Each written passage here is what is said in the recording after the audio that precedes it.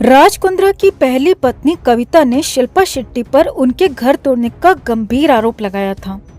कविता ने कहा था कि शिल्पा ने उनका पति छीन लिया।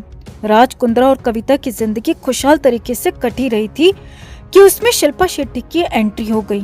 एक बिजनेस डील के दौरान कुंद्रा और शिल्पा की मुलाकात हुई और फिर दोनों एक दूसरे को अपना दिल दे बैठे। एक तरफ कविता प्रेग्नेंट हुई तो दूसरी तरफ कुंद्रा और शिल्पा की नजदीकियां बढ़ने लगी। अपनी प्रेग्नेंट बेबी को यूके में छोड़कर कुंद्रा मुंबई चले आए और यहाँ शिल्पा के साथ रहने लगी।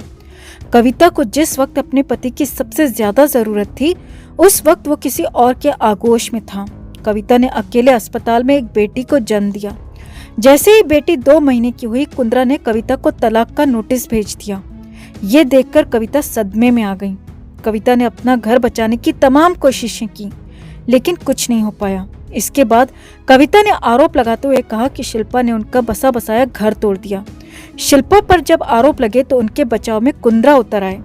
उल्टा कुंद्रा ने ही कविता को बदचलन बताते हुए कहा कि मेरी बीवी का चक्कर मेरे जीजा के साथ है। कुंद्रा ने इसके बाद कभी कविता और अपनी बेटी की तरफ मुड़कर नहीं देखा।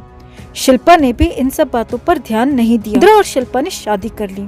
कविता भी एक रईस परिवार की बेटी थी, इसीलिए वो अपनी बेटी को लेकर अपने पिता के पास चली गईं।